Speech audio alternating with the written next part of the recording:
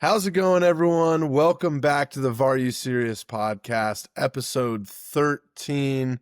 Dad, welcome back. We took a little bit of a break for Thanksgiving. How you feeling? Good. I'm still trying to work off all that turkey and mashed potatoes I ate. But Hey, yeah, episode 13. Missed doing it last week, so let's fire it up and have some fun tonight. for real, I think, yeah, we missed talking about some stuff, but I guess from our perspective, Arsenal still chugging along, doing pretty well. And, I think there's plenty of stuff we're paying attention to in the football world as of right now. I'm wearing my Switchbacks jersey, inaugural jersey from when they moved into their new stadium. Had to throw it back a little bit, only like 4 years, but somewhat of a throwback. Yeah, nice. I love it. Yeah, I'm um, lucky I got down here tonight because Christmas threw up all over my basement. So got to get this stuff hung on the walls and get Christmas really rolling around here. it is now well and truly the holiday season, getting crazy. Finally snowing here in Colorado as well, which is kind of fun. Makes it Yep. feel more Christmassy. But Dad, real quick before we get into everything, I had just seen this on social media. Kind of an interesting point that we're not going to have a lot of time to talk about, but Santos in Brazil. Are on the brink of relegation still, but I thought a cool storyline that's been getting covered a little bit is Neymar playing through a knee injury to help the club stay up. And he scored a hat trick, I think, tonight or last night, um, to win a game, and it's keeping them out of the relegation zone. And I think it's just something we've never seen from Neymar in his career before, and a lot of players these days play. I think it's a pretty high grade meniscus tear that he's playing through, to try and keep his boyhood club up. I don't know what you think about that. I just thought that was like really cool and something I don't think we're seeing a lot anymore. I'm fairly shocked to see it from Neymar, but it's awesome. I think a lot of times we talk trash about some of these players and they're doing it for the money and this and that. And I definitely would have put Neymar in that class for years. But like you mentioned, this is his boyhood club. There's some heart, there's some passion there. And he's chosen to risk worse injury beyond himself for the fans. And that's what I love to see. Like, that's legit. Good for him. Yeah, it's so cool, and I think in the grand scheme of things, probably an all-time great player, Brazilian player for sure. So good on him for really putting himself out there. I guess hopefully his knee is still intact by the end of the season. That's always dangerous to play on. But anyways, Dad, we'll get into the main segments now. One big thing this week, I think we need to touch on women's soccer. Big match this past week as Spain women defeated Germany in the Nations League final 3-0. Just a huge moment for Spain. 56,000 people in attendance at Atletico Madrid Stadium for the match. Bonmati and Caldente, they sealed the win for the Spanish national team. And Spain, they've won so much now. I believe, they've won the World Cup, the Nations League, the U17 title. It's really like a generational dominant streak for women's football over there. And Dad, what do you think about this? I think it's hard for us to see as American fans when our women's team has been so dominant, but we're seeing the sport grow even further around the world. Yeah, I think it's fantastic. I think the thing that kind of catches my eye the most is the 56,000 people that attended. For real. That's awesome. I know so many guys in America who aren't really big soccer fans. They're more football, basketball, hockey, combination of whatever. And oh, women's sports, it's like the WNBA, like it's not that great, whatever. I think women's soccer worldwide, NWSL, anywhere in the world, is starting to show people that it's legit. It's for real. It's not just women going to the games or young girls. It's a mixed crowd. And so this is fantastic. I love it. I want to see more of it. No, absolutely. And I think maybe part of it, and I don't want to say the WNBA and other women's sports aren't as physical or athletically demanding, but I think soccer and, football in general is it's such a different sport, and seeing these women play it it almost, the way it's played is so different than how the men play it. So it's almost its own sport.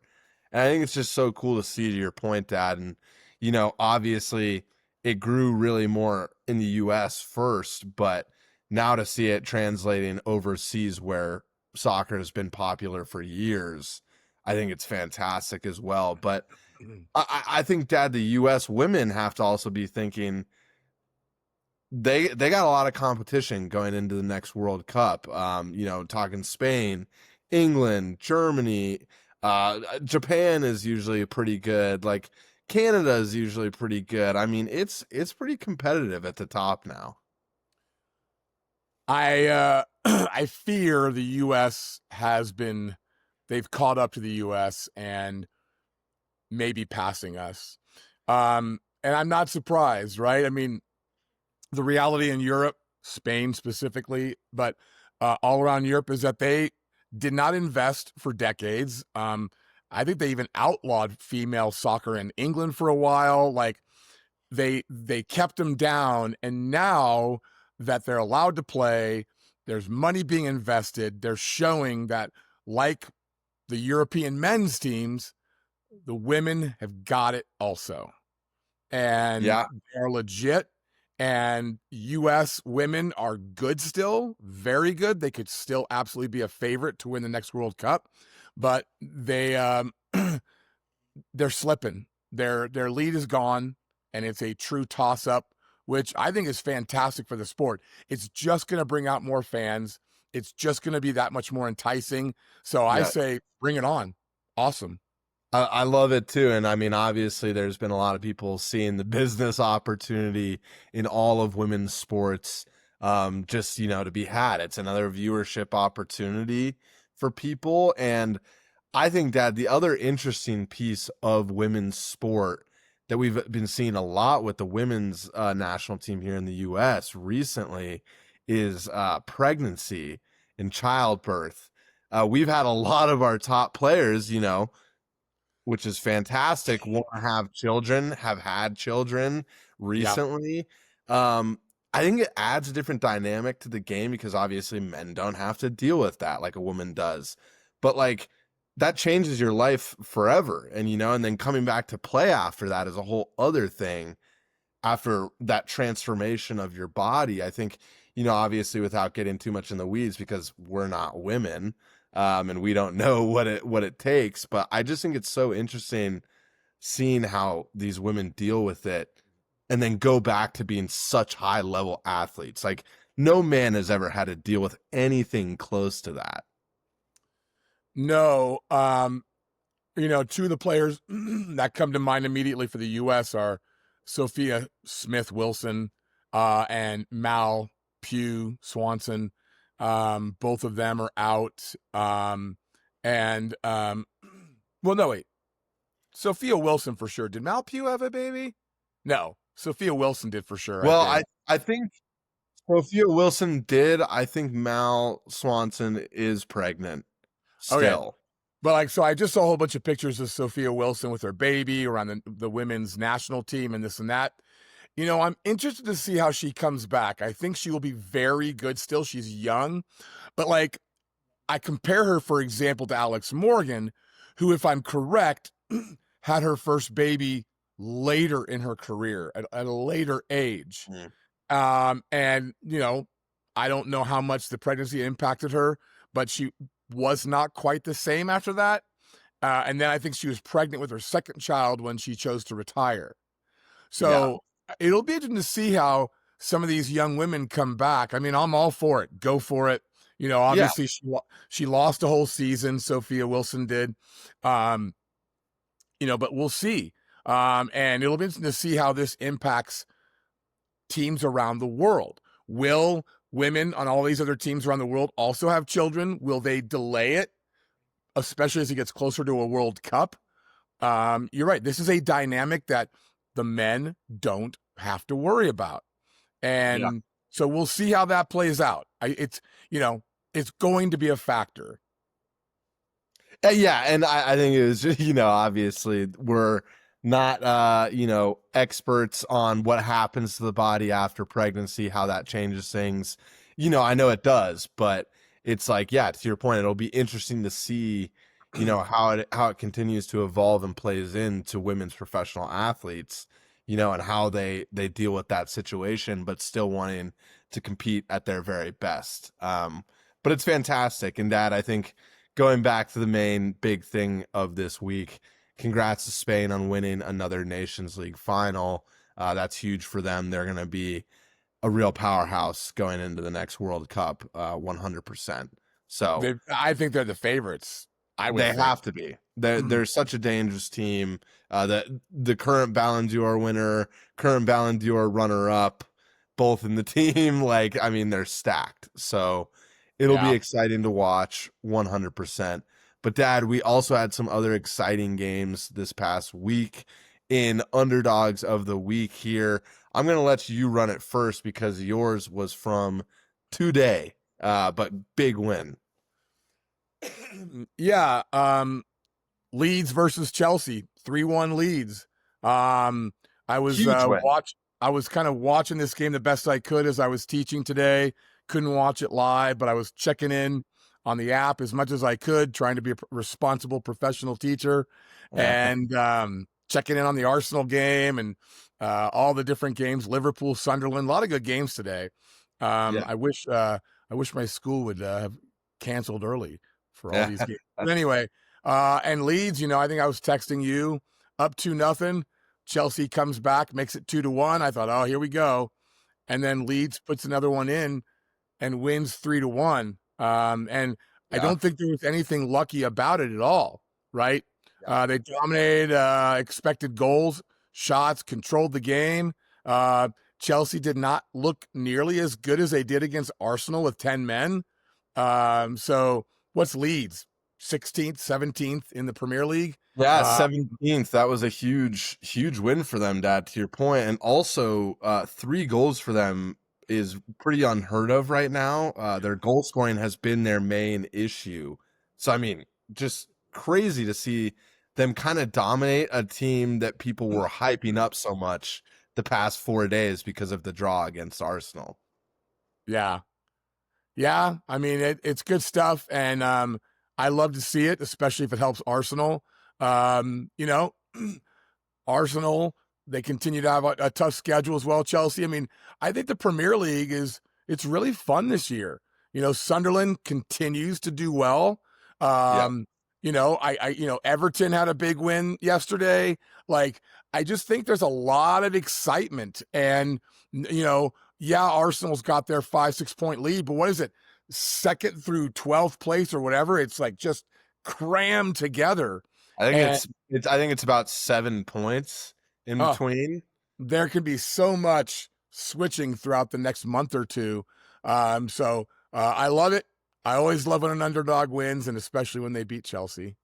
Yeah, we'll always take it, right? And I think good on Leeds. We'll see how it helps them in their relegation battle throughout the season because, as you said, Dad, I think that top 12 is kind of close, and then you drop below that, and I think you have the other sector of the league that's fighting within itself to Yeah. get out of the relegation zone. So we'll have to see how it develops. I know teams like West Ham have big games tomorrow.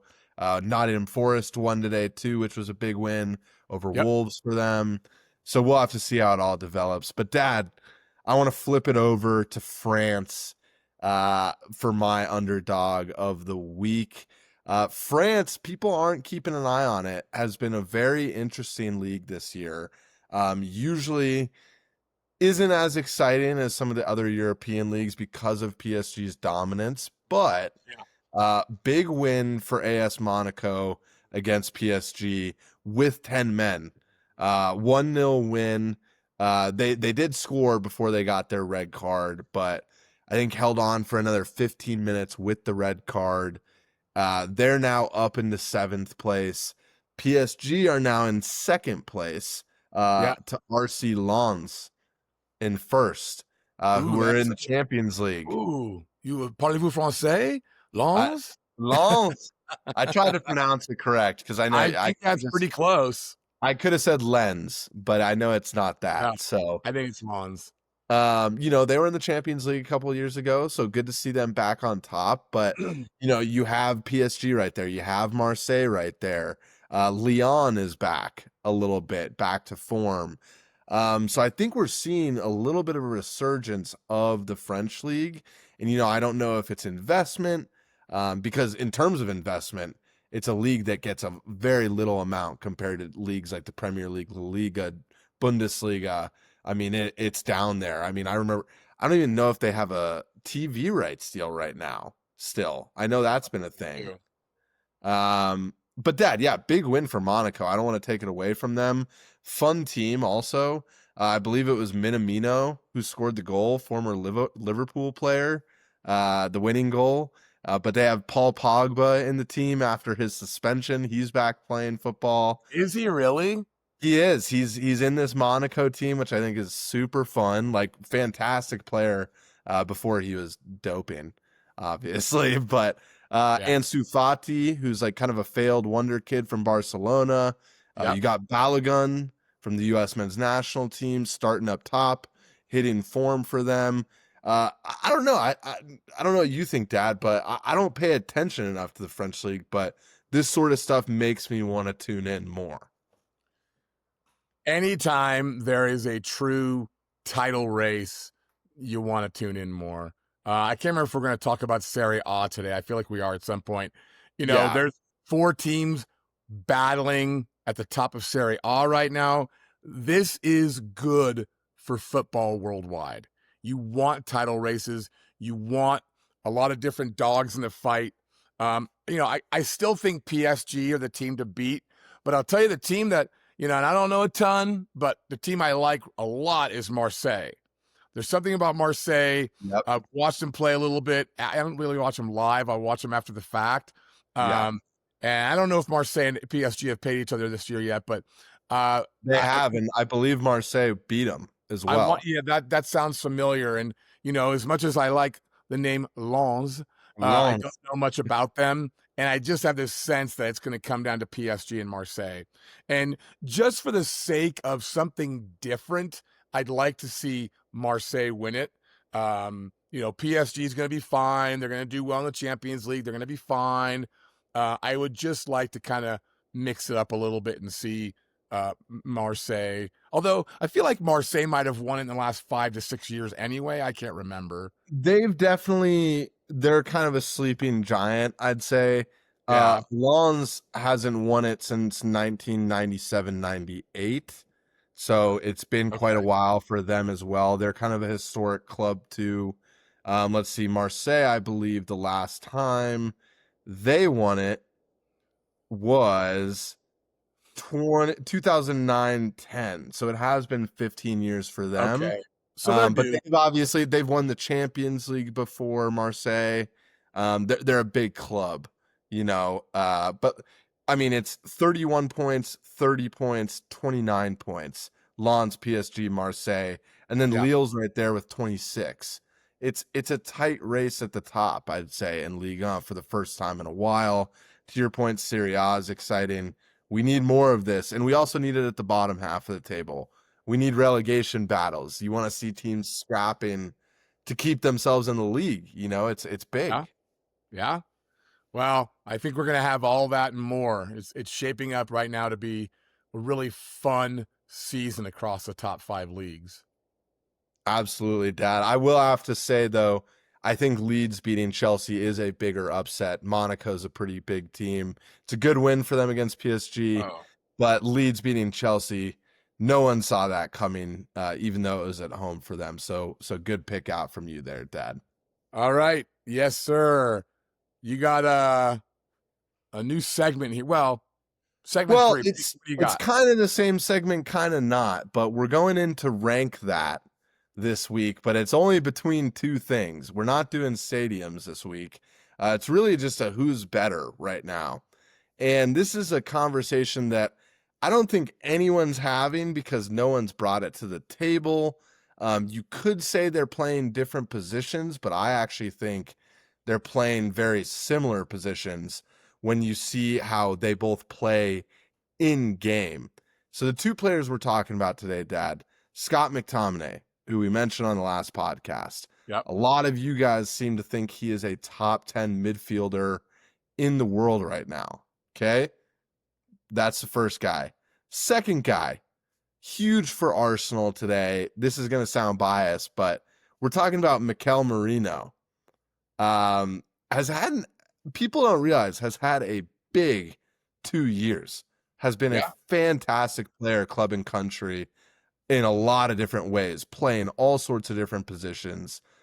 And Dad, people would be shocked to see, and I think these stats are up today.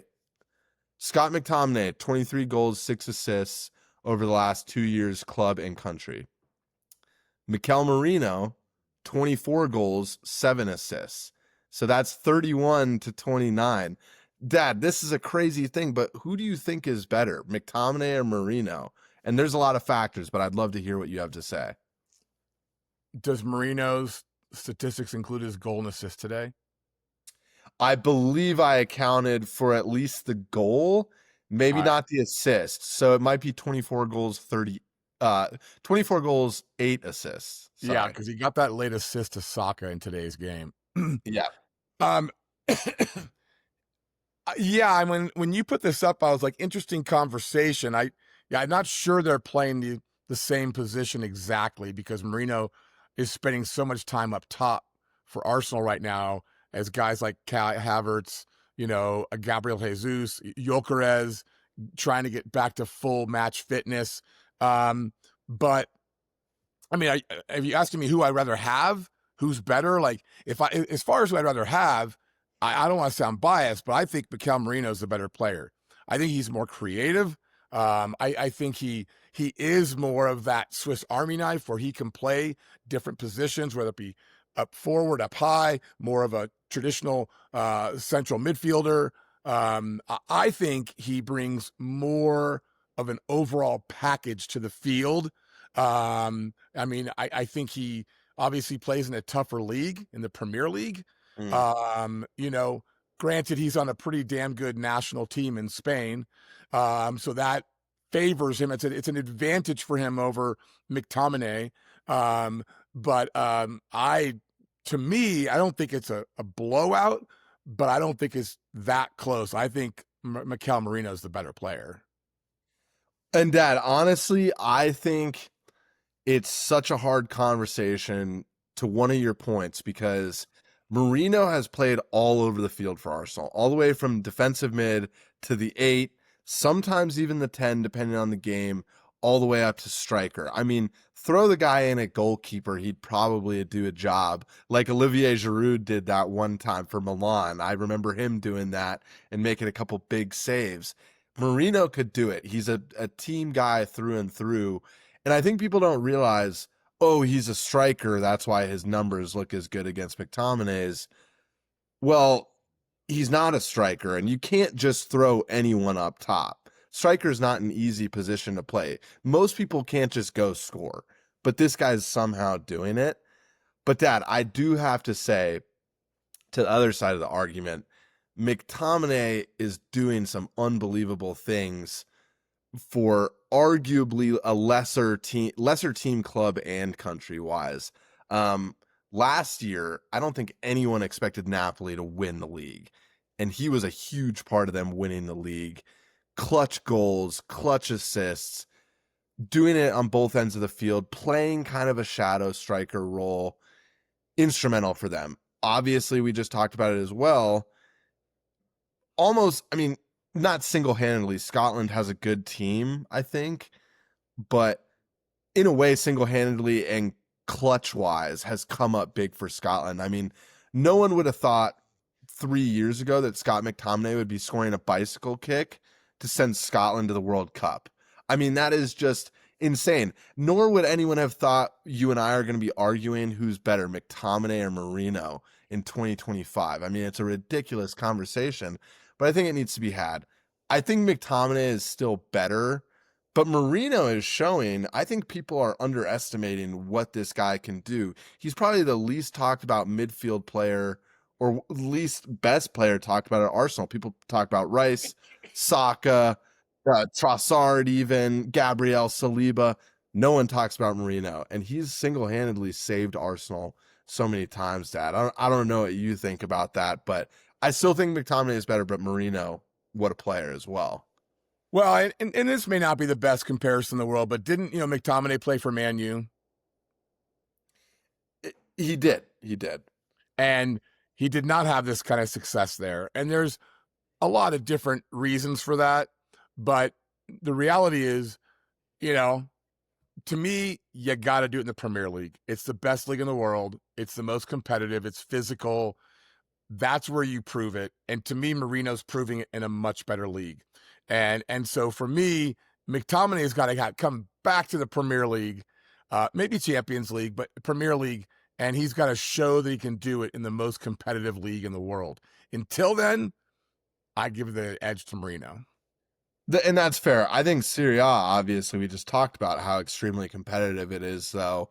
I mean, Inter Milan was in the Champions League final for the second time in the last 3 or 4 years last year. I mean, they got absolutely destroyed. I don't think that was a good reflection on them. But, Serie A has great teams at that top end that we can't forget about. And Napoli still rose to the top last year with the leadership of McTominay. I think it's tough. I'm going to give the edge to McTominay. It sounds like you're giving the edge to Merino, Dad, which is totally fine. I think one funny thing to bring up, though, that's in the news right now, McTominay, I don't know if he knows about it, but Everton sure does.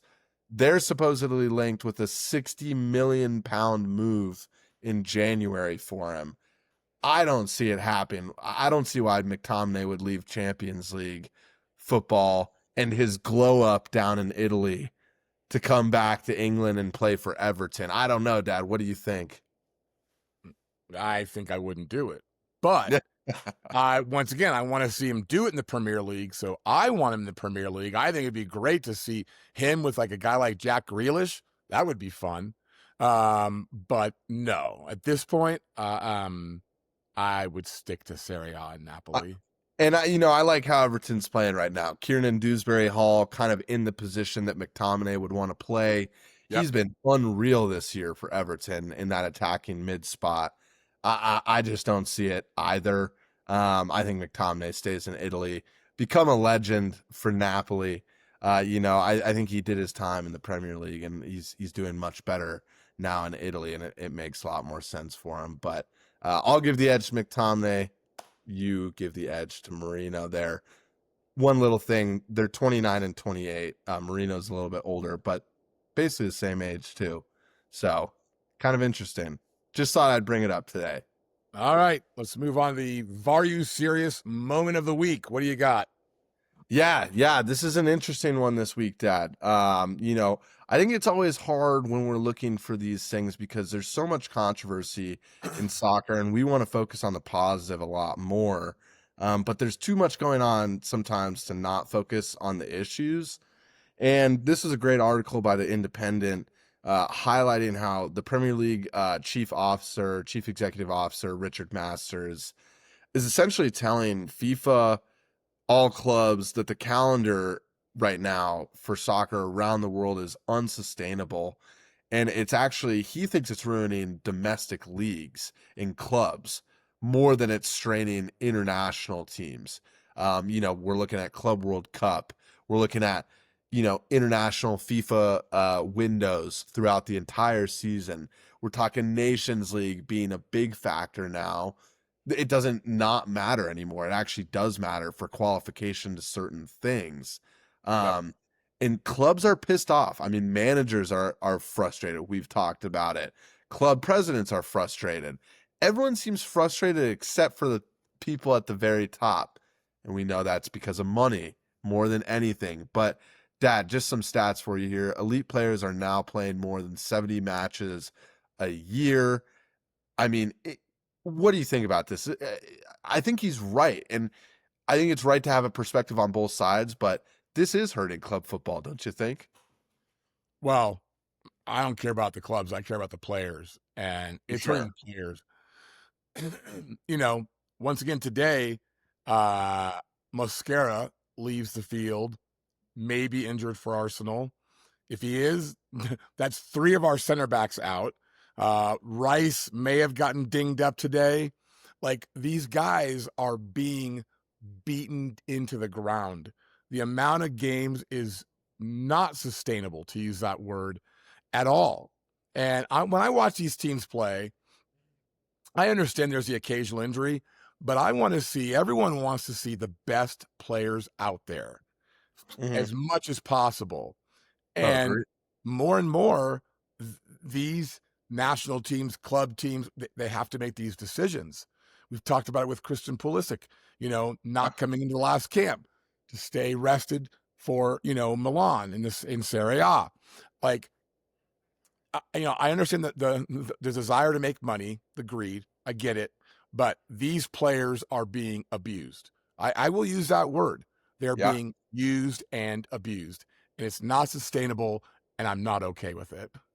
No, and I completely agree with you, Dad. I think the players, it is a form of abuse. I don't care, to your point, that they're making hundreds of thousands of pounds a week. That's not the case for all of them either. I mean, we're talking about this has been going on for a while now, too. Championship players in England are playing unreal amounts of football for nowhere near the money as the top players, but Right. they're playing the same amount of games. And I get it, if football's a finance thing, if you're not as good of a team, you're not going to get paid as much. And that's fine. But asking them to play this many games, I mean, we're diluting the product. If anything, I don't know if you said that, but we're diluting the product. There's too much to watch. Like, and to be honest with you, Dad, like, let me put this in front of you. Have you ever watched a Europa Conference League game? Never. No, I barely watched Europa League. Like, unless Arsenal was still in it, I don't watch it. I want to watch the Champions League because it's the best teams. But unless you're a fan of one of the clubs in those competitions, and no hate on them for being in that, that's fantastic for them, brings them more Yeah. revenue.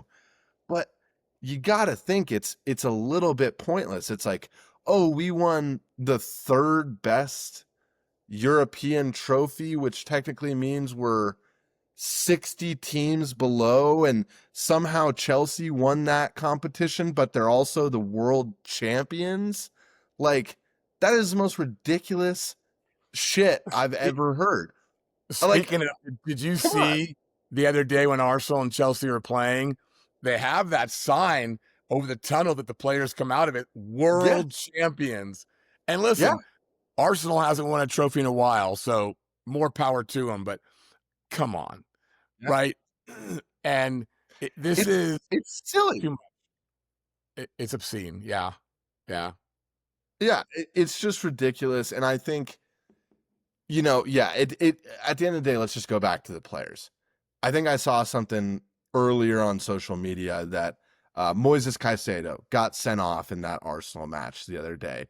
He is under a list, and I love this. FIFA is even tracking that they're abusing these players. He apparently is on a list, I can't remember what it's called, of players that need to be monitored for how many matches he's played in the last 3 years.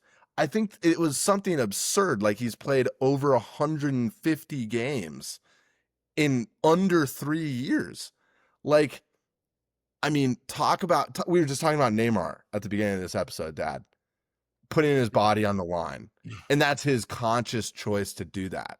But Dad, I mean, we're talking about Caicedo, who's a 24-year-old player, probably in his body's in the shape of a 40-year-old because of how much wear he's put in on it. I mean, you've seen the pictures of dudes like feet and like their legs and stuff after their entire career, like Suarez, for example. We talk about him a lot. Like, have you seen those pictures before, Dad? Yeah. They ruin themselves to an extent. Well, I mean, you could say they get paid enough, although you mentioned not all of them do. They get paid a lot. Yep. And obviously, no one's making them do this. Maybe Caicedo got that red card so he could have a break. I mean, honestly, he's on a 3-match ban, and he's probably, I mean, he's probably pissed he's not playing, but he's probably, in a sense, like, okay, I can recover for the rest of the season now. I get a Yeah. 3 week, like he gets like a 3 week break to an extent. I mean, it's kind of a big deal, but I mean, Chelsea obviously hurt without him today, so then the club wants him back immediately. It's a cycle, Dad, that I don't think will ever end until someone does something about it. I'm just going to say, I think it's a red card to FIFA for adding in all these pointless competitions. I think there's ways to make money off of what was already in place. Let's stop making other competitions and other ways, just all these other, I don't even know what to call them, Dad. It's too much going on. Like, reduce the amount of competitions, but build them up more to bring more people in. I don't even know what I'm saying, Dad. I sound flustered. What do you think? Uh, I'm going yellow card, but I'm on the verge of a soft red. I've got that other yellow just like, yeah, they need to do something in the next year, make a decision. I don't think they will. But I've got that second yellow card on my fingertips, ready to pull them out and send FIFA packing. So, yeah, we shall see. I mean, But I still think it's a red, Dad, because one thing I didn't bring up from the article is FIFA is now considering making the Club World Cup biennial instead of every 4 years. They want to do it more. They're actually heading in the opposite direction of what we're talking about, which just shows you that it should be a red card. I mean, yeah, maybe we're getting worked up over something that's not getting worked up about because it's not going to change. But one thing I will say, get rid of the Conference League. West Ham, a club I worked for and I adore, won it. It was fantastic for them, but get rid of it. It is dumb. Like, you're saying you're the best of the third best tier of European teams. Like, that is the dumbest shit I've ever heard. well, before you get too worked up, and I was trying to cover up a yawn there because the old man's getting a little tired.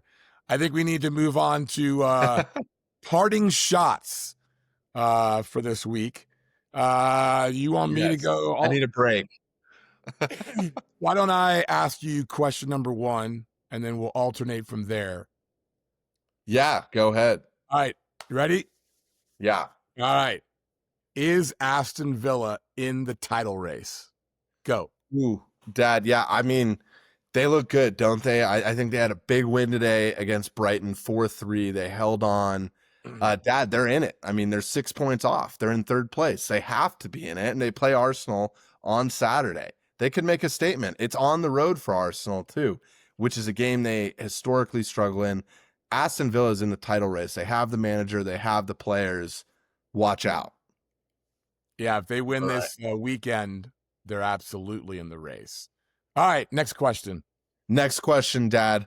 Fun American one here because I believe it's happening this weekend. Yep. Who's winning MLS Cup? Miami or Vancouver? Messi or Mueller? It's the big match everyone's talking about. Not really. I would like Vancouver to win, but I think Miami pulls it off. They have been an absolute machine. What have they won? Like 4-0, 4-0, 4-1, or they've just been blowing teams out. Vancouver is a damn good opponent. They will give them a run for their money with Thomas Mueller, but I think Messi and company pull it off. Fair enough. Fair enough. I do too. But I'm hoping for Vancouver because I think everyone just kind of wants to see Messi lose. Why not? But anyways, Dad, next question. All right. Will Manchester United finish top 5? Ooh, that's an interesting one. Big game for them tomorrow against West Ham. Winnable game for them where they're at right now. Good win against Palace at the weekend. I'm going to say they're going to do it. I think Amarim's got them playing well. That attacking front looks really deadly in Buemo and Sesko and Cunha. They look good. I'm going to say they do it. They're only 3 points off top 5 right now. I see it happening towards the end of the season, Dad. Manchester United is getting back to their best. I think I see it. Okay. We'll see. We'll see. But Dad, we're going back to France for you here. Um, and we just kind of talked about it, but will PSG win League On this year? No, I'm going to go with Marseille to win it this year. And Damn. I think they're going to win it barely, couple of points. Hmm. It's going to be Marseille, PSG, and Lens. Lens. Lens. I hope Lens does it, but Marseille is probably a good pick. They've been looking pretty hard to beat. So that's a good one, Dad. But yeah, I think we're on to the last question here. So go ahead. Moving back to Italy in Serie A, will Como finish in a Champions League spot? I'm going to say yes. Before I explain, everyone go look up Como if you don't know them and what they're doing. They're changing how a football club is run. It's so cool to see, and I love it. But Dad, great players in the squad. Cesc Fabregas at the helm, stars at every game. It's like the other Hollywood team down there in Italy, and but they're fun. They're fun. That Nico Paz kid, most goals and assists in Serie A right now. He is legit, dude. Real Madrid could buy him back, so that's probably what's going to unfortunately happen. But Yeah. Como are going to make the Champions League this year. They're currently in fifth. They look legit. I'm excited to see them do it. But Dad, that looks like it's it for our party and shots this week. I feel like those were some hard hitting takes there. So we'll see if they come to fruition by the end of the season. But Dad, what's on your radar for the weekend? Any big matches you're trying to watch or anything you're trying to delve in? Well, I'm trying to decide if I'm going to be willing to wake up at 5:30 a.m. on Saturday morning to watch Arsenal and Villa at Villa Park. Uh, I I might just wake Tough up and one see the too. result. Uh, Definitely going to be trying to watch that MLS Cup. I think it's around noon, 12:30 on Saturday. So Yep.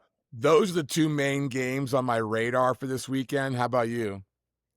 I think, yeah, pretty similar, honestly, to you in terms of games to watch. Obviously, going to pay attention to the Premier League, but I'm going to go look at the games. I'm going to try and delve out a little bit this weekend, see what else I can get into. We talked about Liga a ton today. I feel like I need to watch one of those top three teams this weekend. Maybe not PSG. I see them in the Champions League. Marseille's in the Champions League too. Maybe I'll go watch my boys from Lens. I got to watch them play, right? I think they have McDonald's on their shorts too. So that's a little bit of American flair for us. There you go. Well, I also have to make time for some American football this weekend. You've got the all sorts of championships, the SEC championship, Big Ten championship. Saturday is going to be jam packed. We'll see if my wife allows me to watch some of these games. Talk about too many games. Look at it. Look at American football. Oh, it's all the same. It's all the same. But guys, thank you so much for watching another episode. We're happy to be back here through the holidays. He's got all the Christmas decorations up. I don't. I live alone. I have my swingers poster up in the background, which is a great sign of things. But yeah, please hit like, subscribe, comment, show some support for the channel. We love doing this for you guys, and we're going to keep rolling into the new year here. But everyone have a great rest of their week, and we will talk with you all soon. Have a good one, guys. Bye-bye. See you later.